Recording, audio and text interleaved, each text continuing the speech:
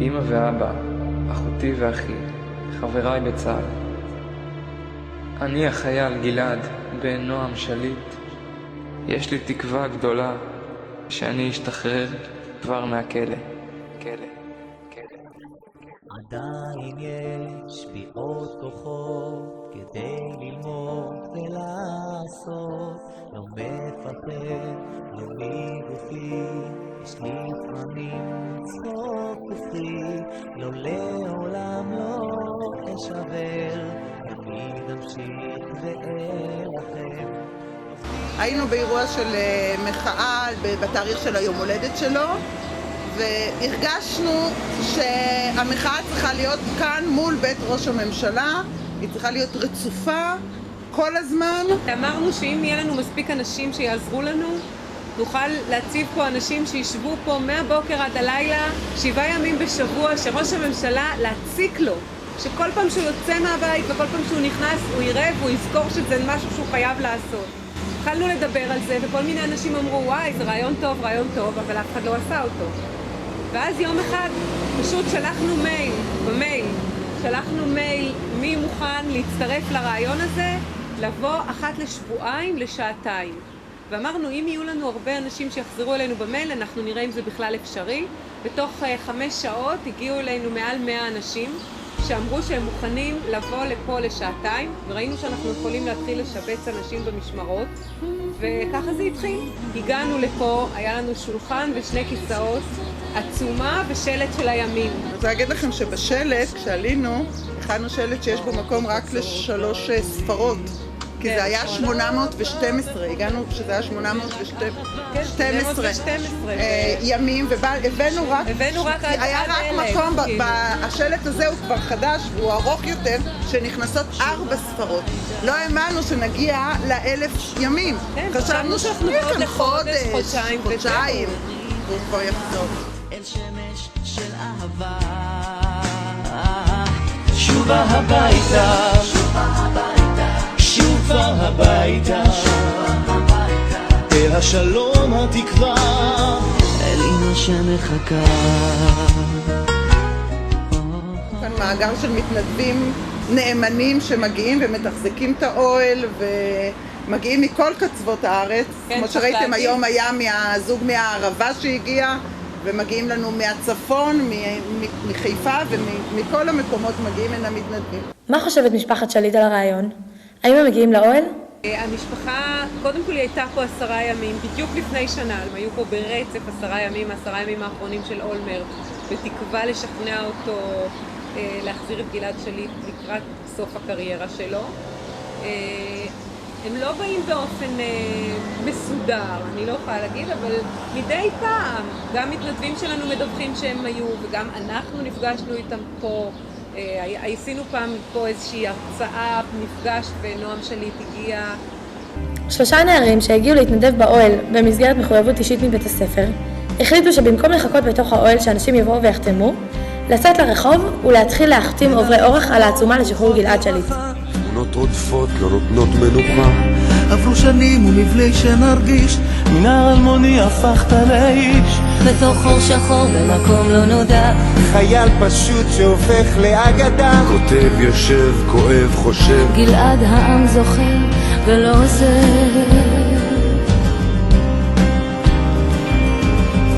כל בוקר קמים חושבים על גלעד. מסתבר שלא כולם מוכנים לחתום על העצומה לשחרור גלעד. סליחה? תרצה אולי לחתום לעמותה להחזיר את גלעד שליט? תרצו אולי לחתום לעמותה להחזיר את גלעד שליט? לא, אני לא חותם. הישיבה באוהל קוראת לחתימה על הסכם החלפת השבויים במטרה להשיב את גלעד שליט הביתה. אך האם הקריאה הזאת צודקת? האם באמת יש לעודד חתימה על עסקת שבויים שבמסגרתה ישוחררו מחבלים עם דם על הידיים כאשר לא מובטח לנו שלא ישובו לפגוע באזרחי ישראל? ואולי הקריאה הזו שגויה? בזמן האחרון, בפעמים האחרונות, בעצם מאז רון ארד, אנחנו החזרנו בעצם רק שבויים מתים ולא החזרנו שבויים חיים. גלעד שליט הוא חייל חי ועל אחת כמה וכמה צריך להחזיר אותו. המוטיבציה שלהם לעשות פיגועים לא ירדה במילימטר, בין אם הם יושבים שם ובין אם לא. גם ה-450 האלה שיושבים בבית הסוהר, יש, על כל ה-400 האלה יש עוד 400 אחרים שלא יושבים בבית סוהר ורוצים מאוד מאוד לעשות פיגועים. אני מאחורי כאן תמונה של רון ארד שנכתב. הנה, תסתכלו, כאן לא החזירו שבויים. איפה הוא? אז לא חטפו אחר כך עוד, מאז היו לנו עוד הרבה חטיפות, עוד הרבה מאוד חטיפות היו לנו. ולא היו פיגועים? לא היו פיגועים. אז מה זה עזר שלא החזרנו אותו? אז הפסדנו את רון ארד ולא מנענו מהמוטיבציה שלהם לעשות עוד חטיפות. היו מאז 3 חבר'ה בהר דב, וה2 בלבנון השנייה, וגלעד שליט, היו מעט חטיפות, זה לא מנע. זה לא מנע וזה לא ימנע. ואם אני יכולה להציל בן אדם? הנה באתי הביתה, הנה באתי הביתה. כשישבנו פה, אחרי חודש שהיינו כאן, אז עליזה אולמרט, אשתו של ראש הממשלה, קראה לנו לשיחה אצלה בבית, היא ביקשה מאיתנו שנגיע, והיא רצתה להגיד לנו שזה קצת מציק לה שאנחנו יושבים כאן מול הבית שלה. זה לא קל לה לראות אותנו מהבוקר עד הערב, את הטרגדיה הזאת, ואנחנו כמובן ממשיכים לשבת כאן עד שהוא... מבחינת ביבי לא הייתה התייחסות בכלל. לא שלו ולא של אשתו ולא של שום דבר. הוא רואה את האוהל, הוא יודע מה האוהל הזה אומר, הוא מבין מה האוהל הזה אומר, הוא רואה את הישיבה הקבועה שלנו כאן 7 ימים, מ7 בבוקר עד 10 בערב, 7 ימים בשבוע, 1.5 שנה וחצי, הוא רואה והוא יודע מה המסר של האוהל הזה. נראה שהאחיות ברקאי נחושות לעשות הכל על מנת שאוהל המחאה יביא למטרה שלשמה הוא הוקם, להשבתו של גלעד שליט הביתה. חשוב לנו שהמקום הזה יהיה מאויש כל הזמן.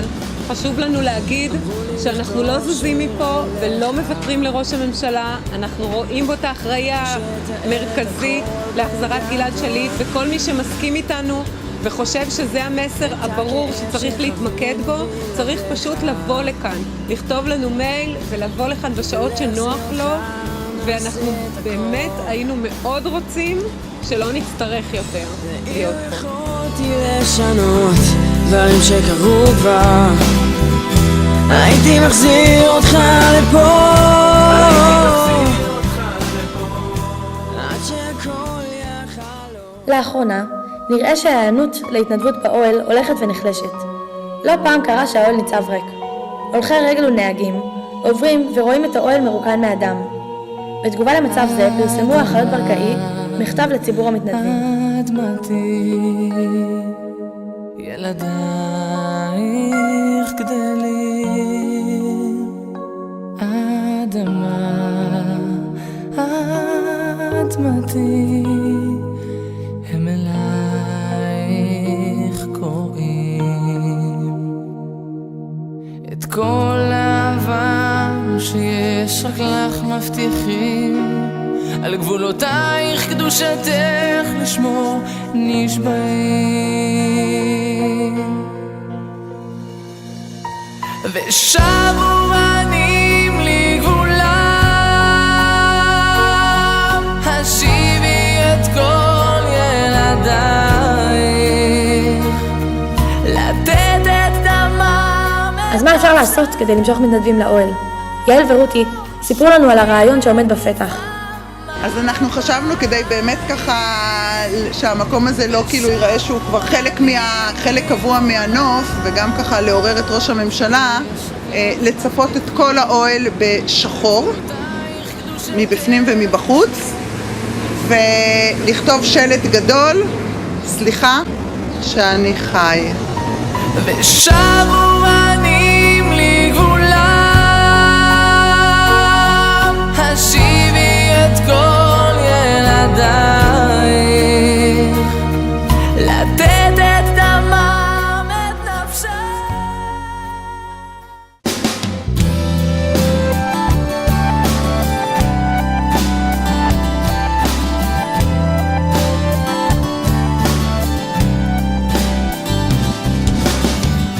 אמרו לי לכתוב שיר עליך,